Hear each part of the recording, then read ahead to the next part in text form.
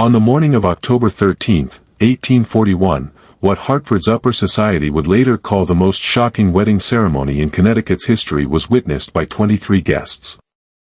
Within minutes of taking her first sip of ceremonial wine, at the altar of Trinity Episcopal Church, 19-year-old Bridget O'Sullivan collapsed. White foam escaped her lips as her wedding dress pooled around her convulsing body. A desperate whisper, heard clearly by the front pew, were the bride's final words. "The wine, it burns." What authorities discovered 3 days later would expose a calculated murder so cold-blooded that the Hartford Courant, fearing public outrage, refused to print the full details. Watching every agonizing moment with the composure of someone who had planned each detail for months, the killer sat among the wedding guests. Before the story of Elalina Peton and the O'Sullivan family tragedy continues, we invite you to subscribe to our channel. Tell us in the comments which state or city you're listening from. Bringing these forgotten American mysteries to light is helped by your engagement. A web of social hatred, financial desperation, and maternal obsession that would reshape Hartford's elite society forever is revealed by the truth behind what happened that autumn morning. In 1841, Hartford stood at the crossroads of old New England tradition and industrial progress.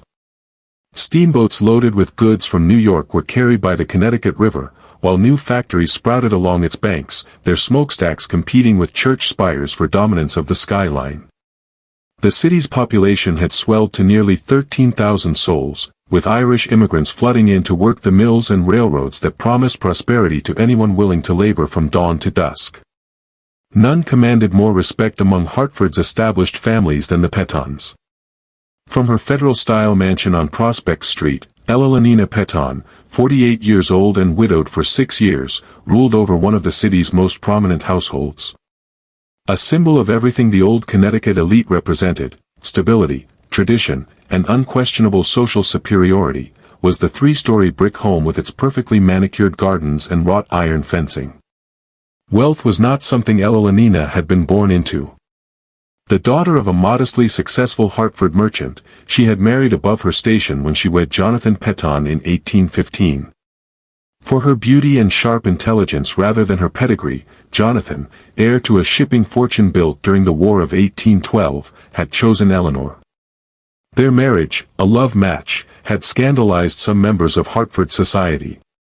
But most critics were silenced by Jonathan's success in expanding the family business into insurance and manufacturing. Their only child, William, had been born in 1817 after 3 miscarriages that left Elalina convinced he was a miracle. Entirely to his upbringing she devoted herself, ensuring he received the finest education available. Yale College was attended by William, where he studied law and literature, returning to Hartford in 1839 to join his father's business interests. Considered one of Hartford's most eligible bachelors was William Peton, tall and scholarly with his father's dark hair and his mother's penetrating gray eyes. When Jonathan died suddenly of apoplexy in 1835, Elalina found herself in control of an estate worth approximately $40,000, a fortune that made her one of the wealthiest women in Connecticut. With an iron hand, she managed the family's investments, determined to preserve not only their wealth but their social position. Throughout New England, the Peton name opened doors, and Eleanor intended to keep it that way. Throughout the 1830s, the Irish migration to Hartford had accelerated, driven by poverty and crop failures in Ireland. In cramped tenements that lacked proper sanitation near the railroad depot, these newcomers settled. For wages that established residents considered insulting, they worked.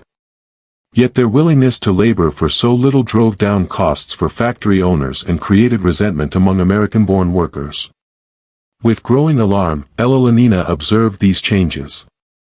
At Ladies' Aid Society meetings, she listened to complaints about Irish servants who allegedly stole from their employers, about Irish children who fought with proper American youngsters, about Irish families who crowded 10 people into spaces meant for 4. Of the Irish problem, the established families of Hartford began to speak in hushed tones, wondering aloud whether these Catholic foreigners could ever truly become Americans. Into this atmosphere of social tension came the O'Sullivan family. In late 1839, Patrick O'Sullivan, a widower of 38, had brought his 4 children to Hartford after hearing of work opportunities in the city's expanding mills. 17 was his eldest daughter, Bridget, when they arrived. A striking young woman with auburn hair and emerald eyes that seemed to capture light even in Hartford's gray winter months. Work as a supervisor at Colt's Patent Firearms Manufacturing Company was found by Patrick, where his experience with machinery in Dublin's textile mills proved valuable. A small but respectable house on Front Street, closer to Hartford Centre than most Irish families could afford, was rented thanks to the salary. As a seamstress in one of the better-dressed shops on State Street, Bridget took a position where her skill with delicate fabrics and her ability to speak without a heavy brogue made her popular with customers. It was at Wadsworth Athenaeum's public lecture series that Bridget first encountered William Petton. Hartford's intellectual elite had been drawn by the lecture, delivered by a visiting professor from Harvard on the topic of American literature. Because her employer, Mrs. Catherine Hendricks, had encouraged her Irish employees to better themselves through education and culture, Bridget attended. Immediately, William noticed her. Seated in the back section reserved for working people, Bridget listened with an intensity that impressed him. When the lecturer opened the floor for questions, she raised her hand to ask about the influence of Irish poetry on American writers, a question so thoughtful and well articulated that several people turned to look at her with surprise. After the lecture, as she gathered her cloak, William approached her. "That was an excellent question about Irish literary influence," he said, removing his hat. "I'm William Petton. I don't believe we've been introduced." Slightly, Bridget's cheeks colored, but her voice remained steady. "Bridget O'Sullivan, Mr. Petton. I'm pleased to make your acquaintance." Together, they walked towards State Street, talking about books and ideas with an ease that surprised them both.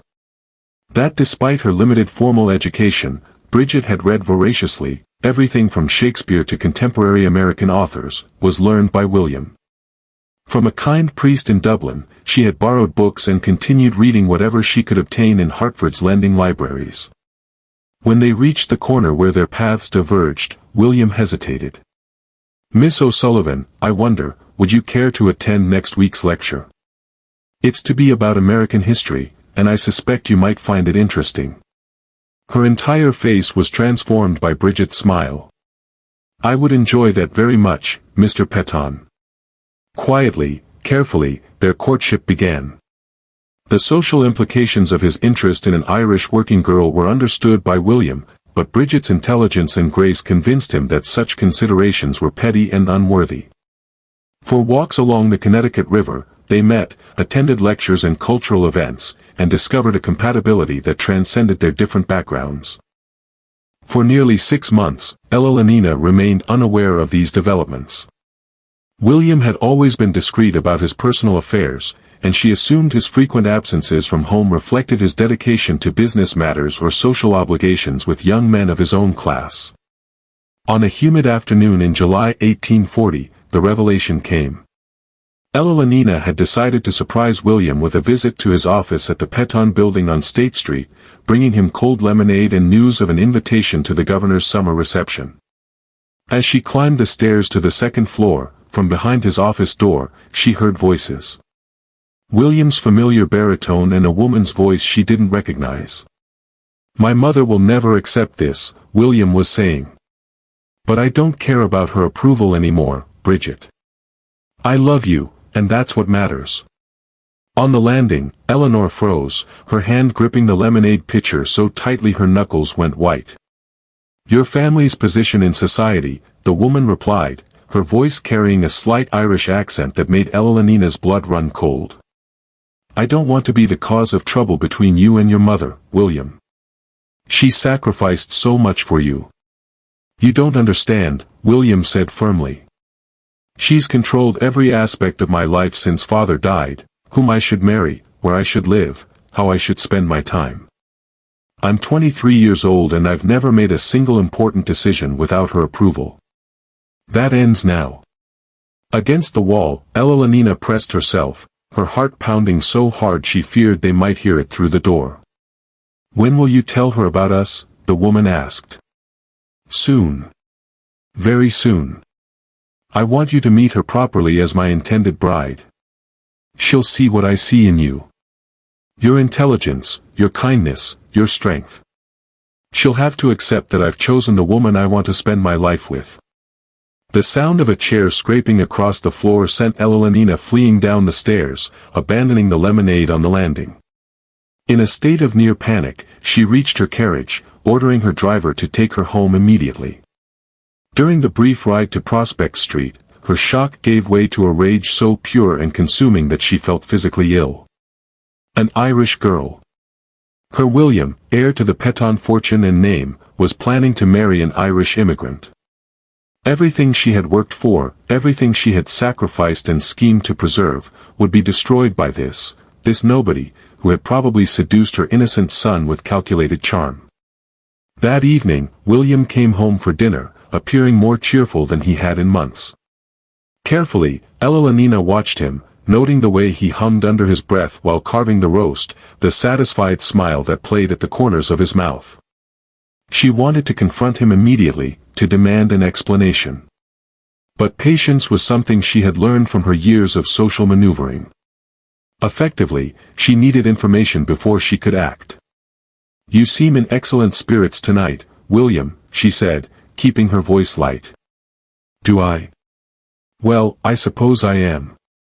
I've been thinking about making some changes in my life. Important changes." "Oh. What sort of changes?" His fork, William sat down and looked directly at her. "Mother, I've met someone.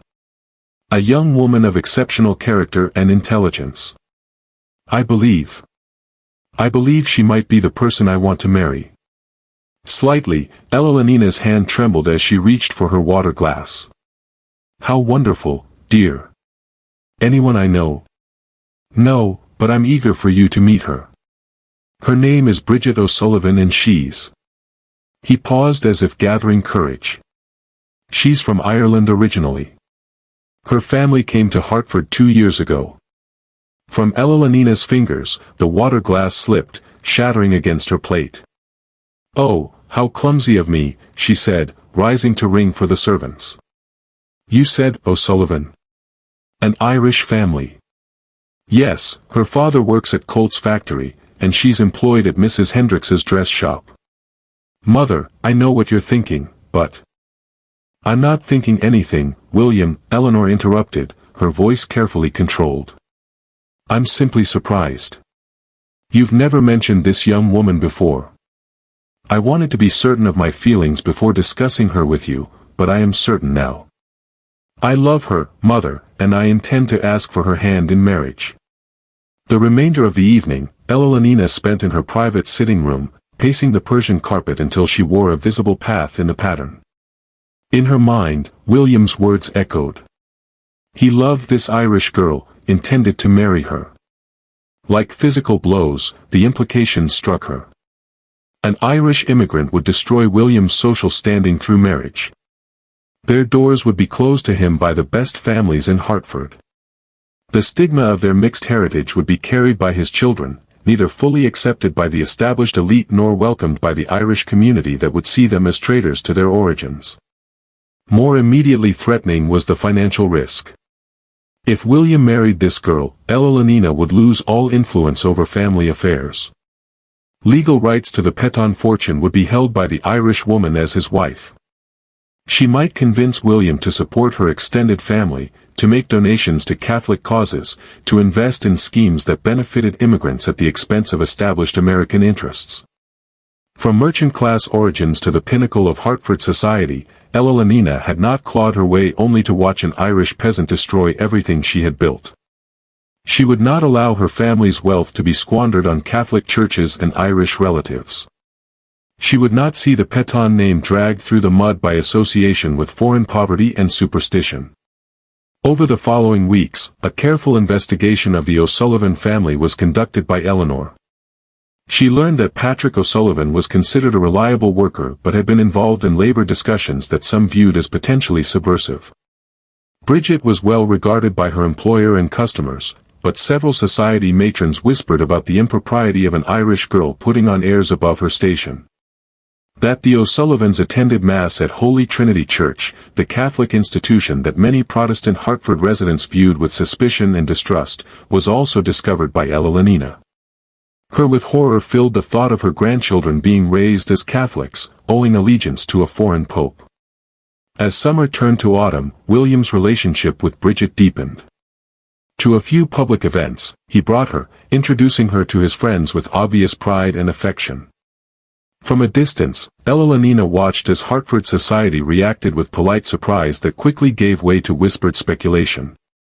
In early September, the breaking point came when William announced his intention to formally propose. "I've spoken with Mr. O'Sullivan," he told his mother over breakfast.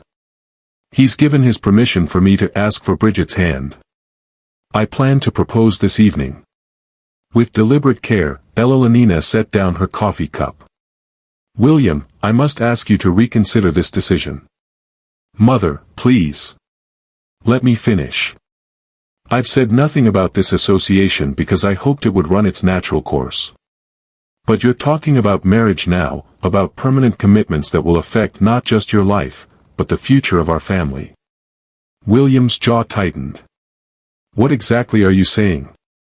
"I'm saying that marriage is about more than personal feelings. It's about social compatibility, shared values, common backgrounds. This young woman may be perfectly pleasant, but she comes from a world entirely different from ours. The differences that seem charming now will become sources of conflict later. Her background doesn't matter to me. It should matter. It will matter to your children who will struggle to find their place in society. It will matter to your business associates who expect their partners to maintain certain standards. It will matter to everyone we know." Abruptly, William stood, his chair scraping against the floor. "I'm disappointed in you, Mother. I expected better from someone who married for love herself. Your father and I came from similar circumstances. We understood each other's expectations and obligations. This situation is entirely different. The only difference is your prejudice against the Irish." Evelina's mask of composure finally slipped. "It's not prejudice, William. It's reality. These people are not like us. They have different loyalties, different values, different priorities. This girl will change you, and not for the better." "This conversation is over," William said coldly.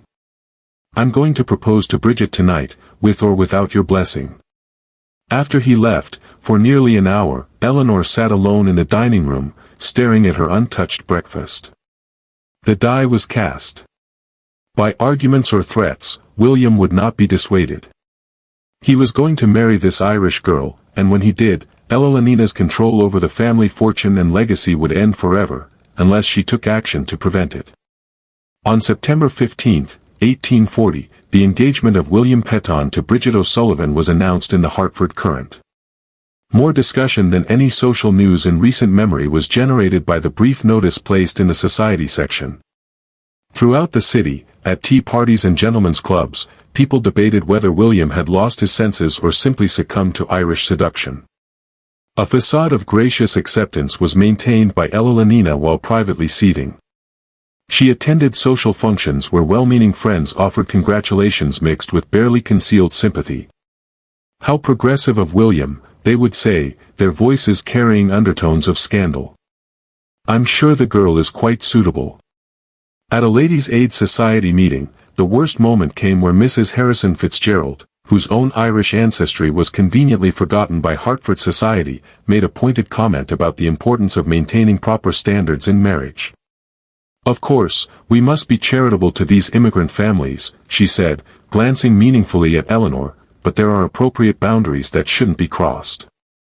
Tightly, Evelina smiled and changed the subject, but the humiliation burned in her chest like acid. She was being pitted, patronized by women who had once deferred to her social position. The Petton name, which had opened every door in Connecticut, was becoming a source of whispered gossip and snide commentary. During this period, with the intensity of a military strategist examining an enemy position, Evelina began to study Bridget O'Sullivan. She attended public events where the couple appeared, watching how Bridget moved, spoke, and interacted with Hartford's elite. Her alarm was only deepened by what she observed. The simple Irish peasant Eleanor had hoped to find was not Bridget. A natural elegance that could not be taught, an intelligence that shone in her conversations, and a genuine warmth that drew people to her were possessed by the young woman. That the O'Sullivan girl had remarkable poise for someone of her background was admitted even by Evelynina's harshest critics among the society matrons. More troubling was the obvious depth of William's devotion. With an adoration Eleanor had never seen from him before, he looked at Bridget. When they walked together, he unconsciously matched his longer stride to hers. When she spoke, he listened with complete attention. When others made subtle social slights, he defended her with a fierce protectiveness that reminded Evelynina uncomfortably of how Jonathan had once defended her against similar treatment. For October 13th, the wedding was scheduled. A small ceremony had been wanted by William, but Bridget insisted on inviting both families and their closest friends. "I want everyone we care about to witness our vows," she told him. "I don't want anyone to think we're ashamed of our marriage or trying to hide it." That a public wedding would make her humiliation complete was realized by Evelynina. Every prominent family in Hartford would attend, if only to satisfy their curiosity about the Irish bride. For months, the ceremony would be discussed and dissected, cementing the Peton name's association with social degradation. As September passed into October, Evelynina's desperation grew. Various strategies for disrupting the wedding plans were considered by her. She could claim sudden illness, requiring William to postpone the ceremony to care for her. She could attempt to bribe Patrick O'Sullivan to withdraw his consent. She could even threaten to disinherit William entirely. But each option carried unacceptable risks. Regardless of her illness or threats, William might proceed with the wedding. If he revealed her attempt to the wider community, bribing the father could backfire spectacularly, and disinheriting William would mean losing control over him permanently while ensuring that her fortune eventually passed to strangers. During a sleepless night in early October, the solution came to Evelynina. She was reviewing her late husband's papers, searching for some legal mechanism that might give her continued control over the family assets when she discovered Jonathan's correspondence with a business associate in New York who dealt in rare chemicals for industrial purposes. Among the letters was a detailed discussion of various compounds used in manufacturing processes, including their effects on human health when handled improperly. One letter specifically mentioned arsenic oxide, commonly used in textile production and available through legitimate commercial channels. A proposed fabric treatment process had been being investigated by Jonathan for its use, but he had ultimately decided against the investment due to safety concerns. The letter included precise information about the compound's properties, its appearance, white crystalline powder that dissolved easily in liquids, its taste, virtually undetectable when mixed with strong flavors, and its effects, rapid onset of symptoms that mimicked various common ailments. Most importantly, the correspondent noted that arsenic oxide was difficult to detect without sophisticated chemical analysis, procedures that were rarely performed in cases of sudden illness. 3 times, Evelynina read the letter, her heart racing as the implications became clear.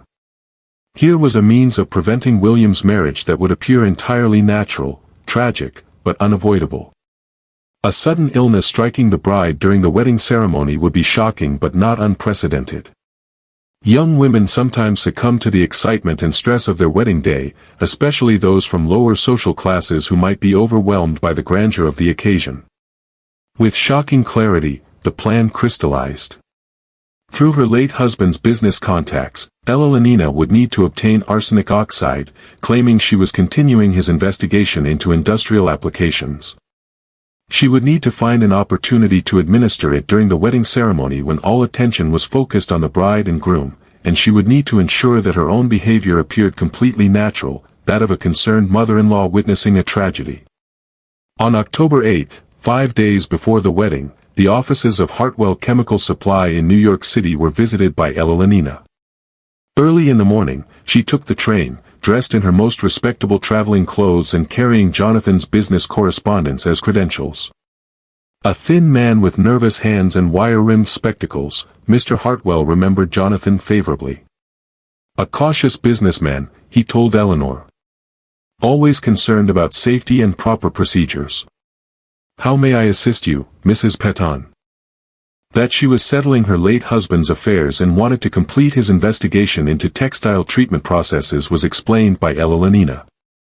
She produced Jonathan's letters and spoke knowledgeably about the proposed applications, having spent days studying the technical details. "Arsenic oxide." "Yes," Hartwell said, consulting his records.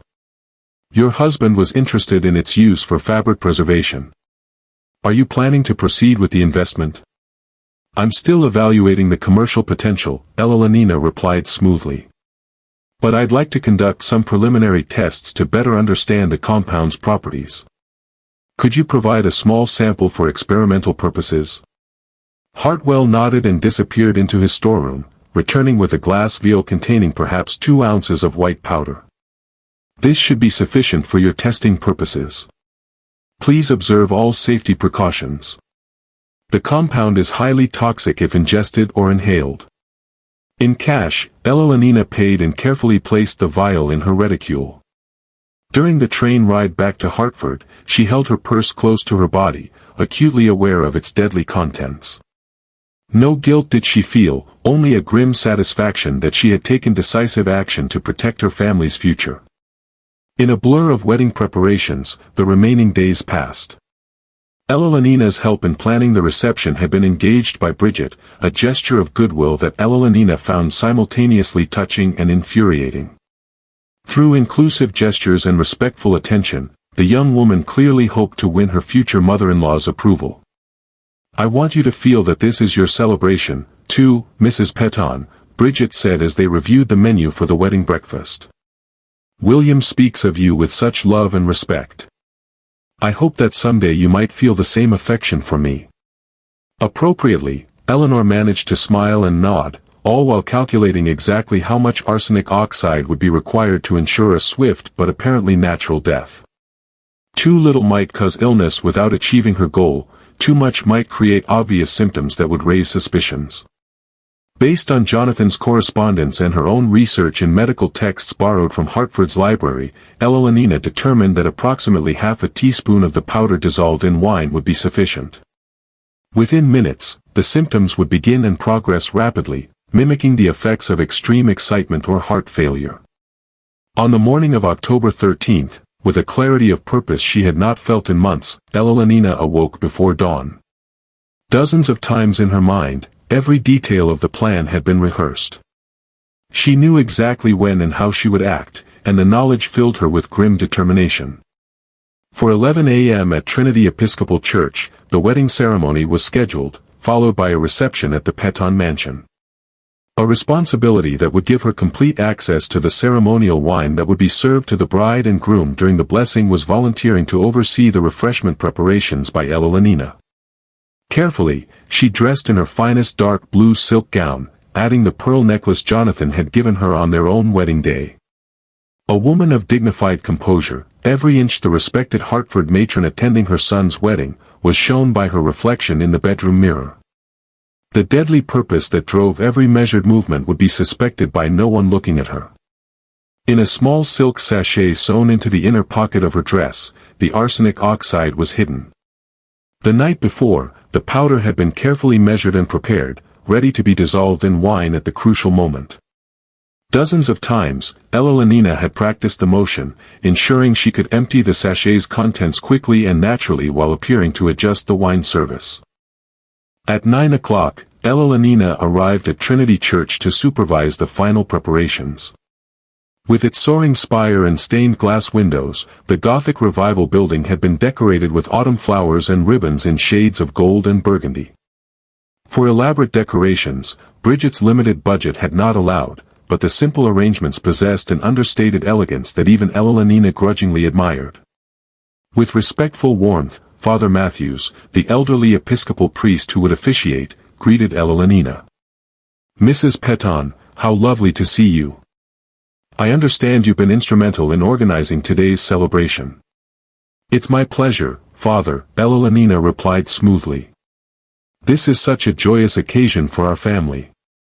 Efficiently, she moved through the church, checking flower arrangements and supervising the placement of chairs for the reception. However, her true focus was on the communion table where the ceremonial wine would be placed. Ready for the blessing that would follow the exchange of vows sat the heavy silver chalice, a wedding gift from Eleanor to the couple. Along with the other refreshments that would be served after the ceremony, the wine itself was stored in the church vestry.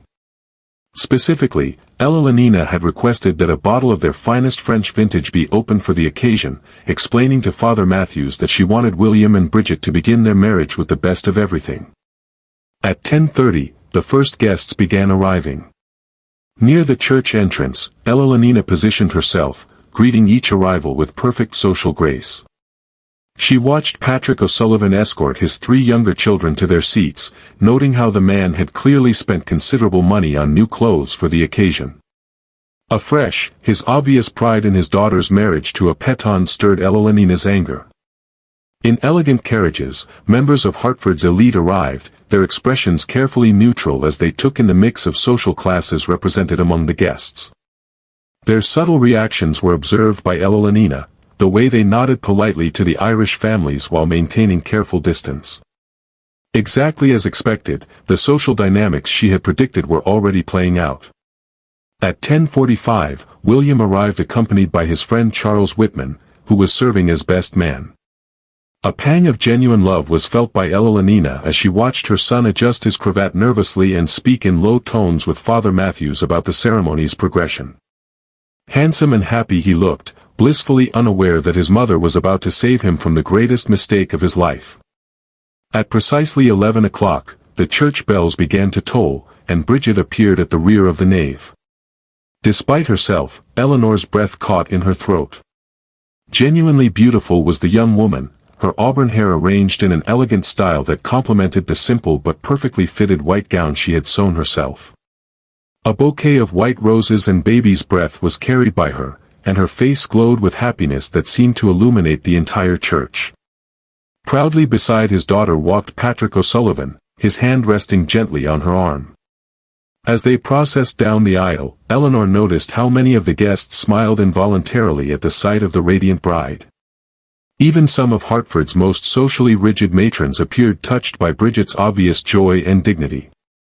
With traditional Episcopal solemnity, the ceremony proceeded. About the sacred nature of marriage, the importance of mutual respect and devotion, and the blessings that awaited couples who built their union on firm spiritual foundations spoke Father Matthews. In clear, confident voices, William and Bridget exchanged vows, their eyes never leaving each other's faces. From the front pew, Elalina watched, her hand resting over the hidden sachet of poison. Soon, she told herself, very soon this travesty would be over, and William would be free to make a proper marriage with someone of his own class and background. Following the exchange of rings, to begin the blessing of the wine, Father Matthews moved to the communion table. This was Elalina's moment. With practiced grace, she rose from her seat and approached the altar, ostensibly to assist with the ceremonial service as mother of the groom. "Allow me to help prepare the wine, Father," she said quietly, moving to stand beside the silver chalice. Appreciatively, the priest nodded and turned to address the congregation about the significance of sharing wine as a symbol of the couple's new union. While he spoke, the sachet in her dress pocket was found by Elalina's fingers. With movements perfected through countless rehearsals, she emptied the white powder into the chalice and used a silver spoon to stir it gently into the deep red wine. Completely, the arsenic oxide dissolved, leaving no trace of its presence. Its rich color was maintained by the wine and would taste no different than before, at least not to someone drinking it in the emotional excitement of their wedding day. Ceremonially, Father Matthews completed his remarks and lifted the chalice. "William and Bridget, please step forward to share the wine of commitment, symbolizing your promise to support each other through all of life's joys and sorrows." To her seat, Elalina returned, her heart pounding so hard she feared others might hear it. The communion table was approached by William and Bridget, their hands joined and their faces radiant with happiness. Exactly according to plan, everything was proceeding. First to William, Father Matthews offered the chalice, who took a small sip and passed it to his bride. With both hands, Bridget accepted the chalice, smiled lovingly at her new husband, and raised the wine to her lips. With terrible fascination, Evelina watched as Bridget drank deeply from the poisoned chalice. Nothing but joy and gratitude was shown by the young woman's face as she completed the ceremonial sip and returned the cup to Father Matthews. The deadly dose had been consumed. Now it was simply a matter of waiting for the arsenic to take effect. Amid the warm applause of the assembled guests, the wedding party processed from the altar. At the church entrance, Evelina joined the receiving line, accepting congratulations and compliments about the beautiful ceremony with mechanical pleasantness. Her entire attention was focused on Bridget, watching for the first signs that the poison was beginning to work. According to Evelina's research, within 15 to 30 minutes of consumption, arsenic oxide typically began affecting its victims. Subtle would be the initial symptoms, perhaps a slight pallor, some difficulty breathing, or minor stomach discomfort. To wedding day excitement and nerves, these early signs would be easily attributed. As the minutes passed, a growing anxiety began to be felt by Evelina. Completely normal appeared Bridget, chatting vivaciously with well-wishers and laughing at her new husband's jokes. Pink with happiness, her cheeks remained. Regular was her breathing, and she showed no signs of distress whatsoever. 25 minutes after consuming the poisoned wine, Bridget was still greeting guests with undiminished energy. The first stirrings of genuine panic were felt by Eleanor. Had she miscalculated the dosage? Was the compound she had obtained somehow defective? Or was this Irish girl possessed of an unusually strong constitution that could resist the poison's effects? Toward the Peton mansion for the reception breakfast, the wedding party began moving. Alongside Father Matthews, Evelina walked, making polite conversation while internally screaming with frustration. Failing was her carefully planned murder, and she had no backup strategy for dealing with this catastrophic development. In the main drawing room and adjoining dining room, which had been decorated with more autumn flowers and set with Evelina's finest china and crystal, the guests gathered at the mansion. A lavish breakfast spread awaited the party: fresh oysters from Long Island Sound, roasted fowl, delicate pastries, and several bottles of champagne for toasting the new couple. With increasing desperation, Eleanor moved through her duties as hostess. 45 minutes had passed since Bridget consumed the arsenic, yet the young woman continued to appear perfectly healthy. Her gloves had been removed by her, and she was accepting congratulations from Hartford's social elite with remarkable poise, showing no trace of the symptoms Evelina had expected to see by now. "Mrs. Peton," said Mrs. Harrison Fitzgerald, approaching with a glass of champagne in hand, "you must be so proud. The ceremony was lovely, and your new daughter-in-law is absolutely charming, much more refined than one would expect from her background." A smile was forced by Evelina. "Yes, Bridget is a lovely girl. We're very pleased with William's choice." Like ashes in her mouth, the words tasted. Forced to accept this Irish peasant as her daughter-in-law permanently, she would be if the poison didn't work. Part of the Peton legacy would become the O'Sullivan family. Forever linked to Evelina's carefully cultivated reputation would be their Catholic traditions and immigrant connections. Just when we thought we'd seen it all, the horror in Hartford intensifies. If this story is giving you chills, share this video with a friend who loves dark mysteries. Hit that like button to support our content, and don't forget to subscribe to never miss stories like this. Let's discover together what happens next.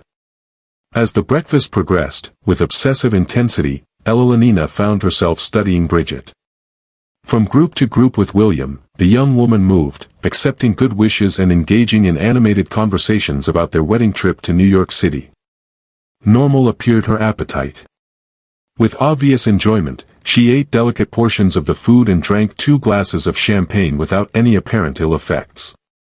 1 hour after the poisoning, Bridget showed no symptoms whatsoever. From the reception, Eleanor excused herself and retreated to her private study, closing the door behind her with barely controlled violence. On this plan, she had risked everything, and it was failing spectacularly. Ineffective or insufficient to accomplish its purpose had been the arsenic oxide. But as Eleanor paced the length of her study, trying to formulate an alternative strategy, from the drawing room, she heard commotion. In concern, voices were raised, and someone was calling for Dr. Harrison to be summoned immediately. With renewed hope, Evelina's heart leaped. Perhaps the poison was simply slower to take effect than her research had indicated. An expression of maternal concern was composed by her features, and she hurried back to the reception. What she found exceeded her most optimistic expectations. In Evelina's best wingback chair, Bridget was seated, her face pale and drawn. Rapidly, she was breathing and had one hand pressed to her stomach while William knelt beside her chair, looking frantic with worry. "I don't understand what's happening," Bridget was saying in a weak voice. "I felt perfectly fine just a moment ago, and then suddenly." "What are her symptoms?" asked Dr. Harrison, who had been among the wedding guests and had responded immediately to the summons. "Stomach pain, nausea, and difficulty breathing," William replied, his voice tight with anxiety. "She says she feels like her throat is burning." Dr. Harrison, a distinguished man in his 60s who had served Hartford's elite families for decades, immediately began examining Bridget. He checked her pulse, looked into her eyes, and asked detailed questions about when the symptoms had begun and how they were progressing. Closer moved Evelina, feigning maternal concern while internally celebrating the poison's delayed but apparently effective action. "Dr. Harrison, is there anything we can do? Should we move her upstairs where she might be more comfortable?" "No, don't move her yet," the doctor replied grimly. "Mrs. Petton, I need you to send someone immediately to my office for my medical bag and have your cook prepare a strong mixture of salt water, as much as the patient can drink." As Evelina dispatched servants on these errands, she noticed that Bridget's condition was deteriorating rapidly. Labored had become the young woman's breathing, and beads of perspiration dotted her forehead despite the cool October air. As she gripped the arms of the chair, her hands trembled. And when she tried to speak, her voice came out as barely more than a whisper. "The wine," Bridget managed to say, looking directly at Eleanor with eyes that seemed unnaturally bright. "The wine at the church. It tasted strange." To ice, Evelina's blood turned. Had Bridget somehow detected the poison's presence, or was this simply the confused rambling of someone whose mind was being affected by arsenic toxicity? "What do you mean, dear?" Evelina asked, keeping her voice steady. "The wine was from our finest vintage. Perhaps you're simply overwhelmed by all the excitement of the day." But at Bridget's words, Dr. Harrison had gone very still. Sharply, he looked up, his experienced eyes moving from the bride to Eleanor and back again. "Mrs. Petton," he said carefully. "Exactly what wine was served during the ceremony?" "French vintage from our private cellar," Evelina replied. "The same wine we've served at family celebrations for years." "Surely you don't think—" "I think," Dr. Harrison interrupted, "that we may be dealing with something more serious than wedding day nerves." He turned to William, who was holding Bridget's hand and murmuring reassurances. "Mr. Petton, I need you to send someone to Trinity Church immediately. Have them bring back the chalice that was used for the wine blessing and any remaining wine from the bottle that was opened for the ceremony." In her chest, Eleanor felt panic rising. If Dr. Harrison examined the chalice and discovered traces of arsenic, completely would her carefully constructed plan unravel. At all costs, she needed to prevent that examination. "Doctor, surely you're being overly cautious," she said. "The poor child is simply overwhelmed. Perhaps if we moved her to a quiet room." "Mrs. Petton," Dr. Harrison said with quiet authority. "I've been practicing medicine for 37 years. I've seen wedding day nerves, and I've seen food poisoning, and I've seen the effects of various toxic substances. This young woman's symptoms are consistent with arsenic poisoning." Like stones into still water, the words fell into the drawing room, creating ripples of shock and disbelief among the assembled guests. Audibly, several women gasped while the men moved closer to hear Dr. Harrison's diagnosis more clearly. White went William's face. "Poison? That's impossible. How could Bridget have been poisoned?" She's eaten and drunk nothing that wasn't served to everyone else. Not everyone else drank from the ceremonial chalice, Dr. Harrison pointed out grimly. Only the bride and groom shared that wine. And you, Mr. Peton, show no symptoms of distress. With growing horror, Evelina realized that the doctor was systematically eliminating other possible sources of poisoning, focusing inevitably on the one moment when Bridget had consumed something different from the other guests. Frantically, her mind raced, searching for some way to deflect suspicion. Perhaps the arsenic came from somewhere else entirely, she suggested desperately. These old buildings sometimes have lead pipes or other sources of contamination. But even as she spoke, Evelina could see that Dr. Harrison wasn't convinced. With an intensity that made her feel exposed and vulnerable, his sharp eyes were studying her. A growing suspicion that chilled her to the bone could be sensed behind his professional demeanor. Meanwhile, Bridget's condition continued to worsen. Increasingly labored had become her breathing, and she was now struggling to remain conscious. An alarming pallor had given way to the bright flush in her cheeks, and when she tried to speak, only incoherent whispers emerged. "We need to get her to my office immediately," Dr. Harrison declared. "Mr. Peton, can your carriage accommodate a stretcher? Time is critical if we're going to save her life." Like a physical blow, the word "save" hit Evelina. She had assumed that once the arsenic took effect, swift and irreversible would be Bridget's death. That medical intervention might prevent the poison from completing its work had never occurred to her. As William organized transportation to Dr. Harrison's office, between desperate hope that Bridget would die before reaching medical help and growing terror that the young woman might survive to identify her poisoner, Evelina found herself trapped. If Bridget lived, and if Dr. Harrison's suspicions continued to develop, charges of attempted murder could be faced by Evelina. More intense than anything she had ever experienced filled Eleanor with a panic the thought of standing trial before Hartford's legal establishment, of having her reputation destroyed and her freedom taken away. Everything she had worked for, everything she had sacrificed to achieve would be lost forever. In grim silence, the journey to Dr. Harrison's office took place, with Bridget's condition deteriorating further during the short carriage ride. By the time they arrived at the doctor's practice on Main Street, barely conscious was she, and her breathing had become so shallow that William feared she might die before receiving treatment. The ground floor of a substantial brick building was occupied by Dr. Harrison's office, with examination rooms, a small surgery, and a dispensary where he prepared medications for his patients. Several times over the years for routine ailments, Evelina had visited the office, but she had never seen it transformed into the scene of desperate medical intervention that greeted them now. Immediately, treatments designed to counteract arsenic poisoning were begun by the doctor. Down Bridget's throat, he forced salt water to induce vomiting, hoping to eliminate any poison that remained in her stomach. When that proved insufficient, a mixture of milk and egg whites was prepared by him, explaining to William that these substances might help absorb toxins in the digestive system. With mounting anxiety, Evelina watched these proceedings.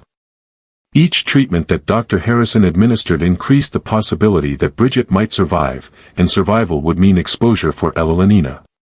In the horrifying position of hoping for a young woman's death while maintaining the appearance of a concerned mother-in-law, she found herself.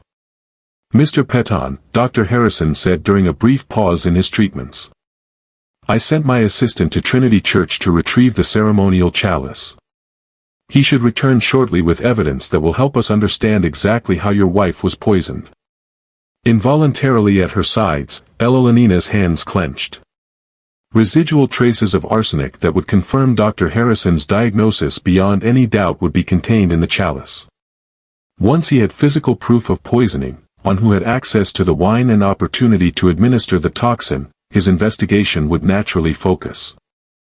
20 minutes later, the assistant arrived carrying the silver chalice wrapped in a clean cloth along with the bottle that had contained the ceremonial wine.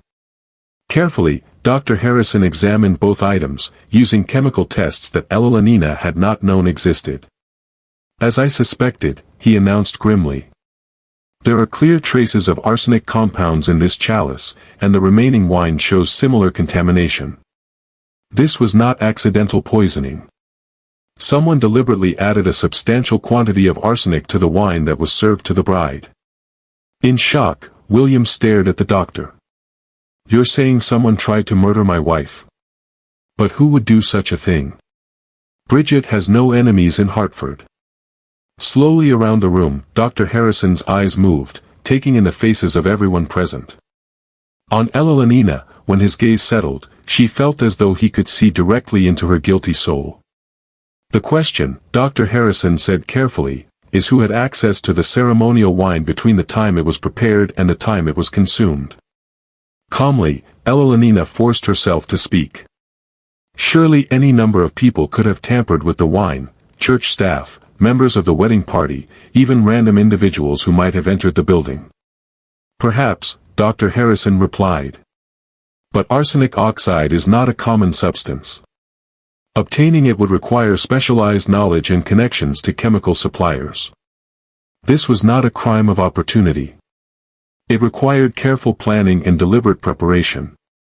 With terrifying speed, the net was closing around Eleanor. Dr. Harrison's methodical approach to the investigation was systematically eliminating alternative explanations and focusing attention on those who possessed both motive and means for the crime. At that moment, on the examination table where she had been lying unconscious for nearly an hour, Bridget stirred. Her eyes fluttered open and she looked around the room with obvious confusion and distress. "William," she whispered weakly. "What happened? Where am I?" "You're in Dr. Harrison's office," William replied, taking her hand gently. "You've been very ill. But you're going to be all right now." Around the room until it settled on Evelina, Bridget's gaze moved. For a long moment, the two women looked directly at each other, and something in the young woman's eyes that made her blood run cold was seen by Evelina. "I remember now," Bridget said softly. "The wine. There was something wrong with the wine." Intently, Dr. Harrison leaned forward. "What do you remember about the wine, Mrs. Petton?" "It had a strange taste, not bitter exactly, but different. And I remember seeing."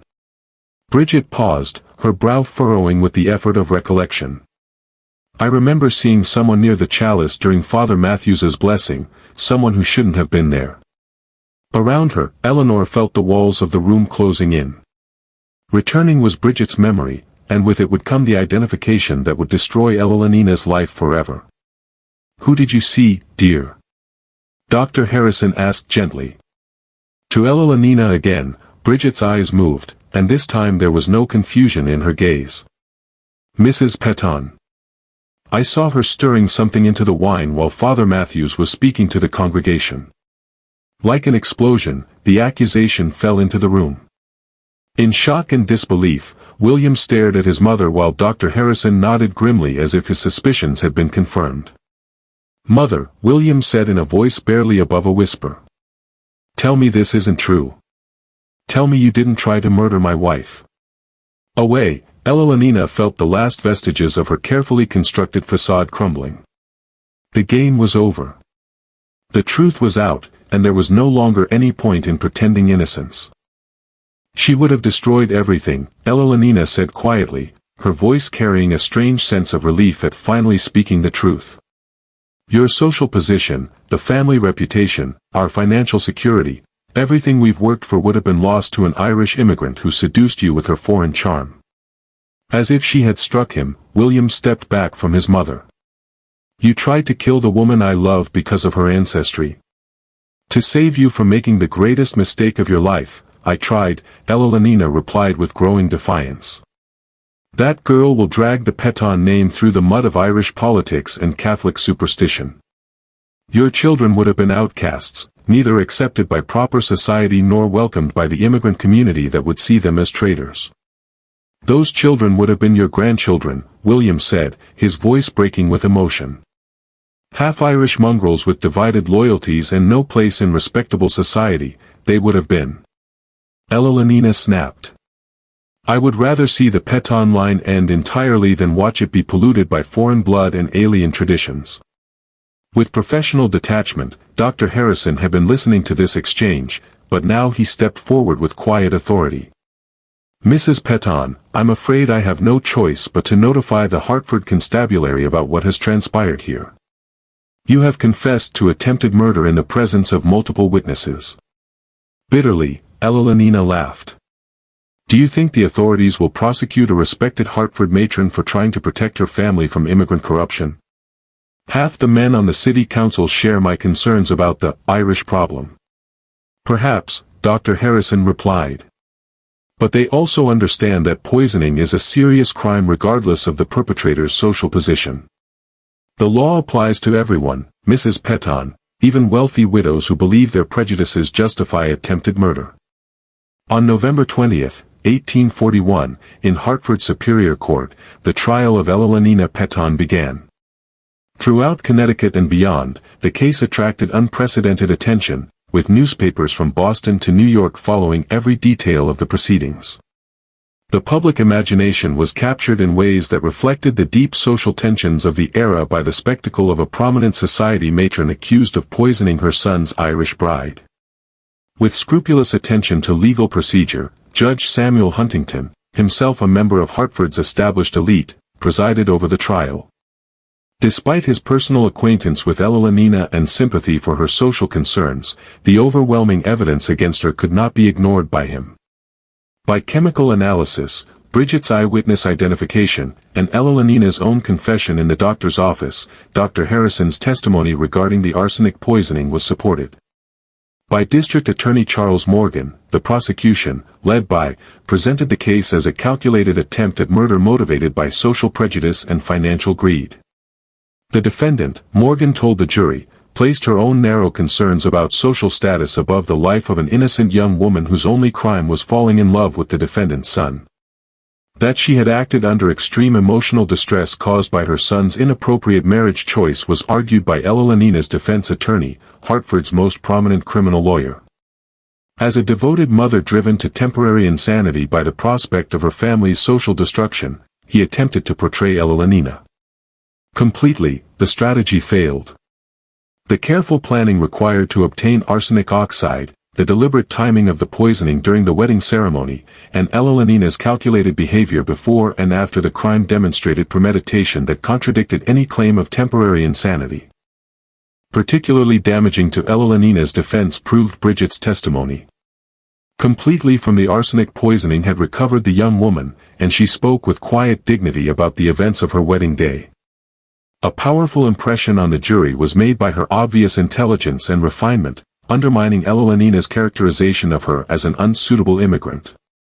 I bear no personal hatred toward Mrs. Petton, Bridget told the court. I understand that she acted from love for her son, even though that love was expressed through terrible means. But I cannot forget that she tried to kill me because she believed my Irish heritage made me unworthy of her family. The most emotionally devastating moment of the trial was William's testimony. He spoke of his love for both his mother and his wife, his shock at discovering Evelina's crime, and his determination to ensure that justice was served regardless of family loyalty. My mother taught me to value honor, integrity, and moral courage, he told the court. Those same values now require me to testify truthfully about her actions, no matter how painful that truth might be. For less than 2 hours, the jury deliberated before returning a verdict of guilty on charges of attempted murder. To 15 years in a Connecticut state prison, Judge Huntington sentenced Evelina, noting that her social position and previous good character had been considered in determining the length of her incarceration. The defendant's crime strikes at the heart of civilized society, Judge Huntington declared during sentencing. When prejudice and social ambition lead to attempted murder, the law must respond with appropriate severity to protect all citizens, regardless of their background or origin. With the same composure she had maintained throughout the trial, Eleanor received the sentence. As the court officers led her away to begin her imprisonment, she showed no emotion, though observers noted that she avoided looking at William and Bridget as she left the courtroom. From the scandal, the Petton family's social position in Hartford never recovered. By many of the families who had once welcomed him, William found himself ostracized, though a few forward-thinking members of the community rallied to support him and Bridget. Shortly after the trial, they moved to Boston, where William established a successful law practice and they raised 3 children who grew up to be prominent citizens of Massachusetts. Everything William had believed her to be proved Bridget to be: intelligent, gracious, and devoted to their family's welfare. Active in charitable organizations that assisted Irish immigrants became she, using her social position to bridge the gap between established American families and newcomers seeking better lives. Before being released for good behavior in 1853, Elalina served 12 years of her sentence. As a broken woman, her fortune largely depleted by legal expenses and the costs of incarceration, she returned to Hartford. Until her death in 1858, she lived quietly in a modest boarding house, never having reconciled with William or met her grandchildren. By Trinity Church, the silver chalice used in the poisoning was melted down and the metal donated to a fund for Irish immigrants. Deeply shaken by the violation of sacred ceremony that had occurred under his supervision, Father Matthews instituted new procedures for wedding preparations that ensured multiple people were present whenever ceremonial items were being prepared. A cautionary tale told throughout New England about the dangers of unchecked prejudice and social ambition became the case of Elalina Petton. As an example of how even the most privileged members of society remained subject to the rule of law when they committed serious crimes, legal scholars pointed to it. But perhaps the most lasting impact of the tragedy was its effect on Hartford's social attitudes toward Irish immigrants and other newcomers to American society. Their own prejudices and assumptions were forced to be reconsidered by many established families because of the obvious injustice of Elalina's attempt to murder Bridget simply because of her heritage. Dr. Harrison, whose quick thinking and medical expertise had saved Bridget's life, became a vocal advocate for treating all patients with equal care, regardless of their social background. The importance of applying scientific methods to criminal investigations had been demonstrated by his testimony during the trial, helping to establish forensic medicine as an essential tool for law enforcement.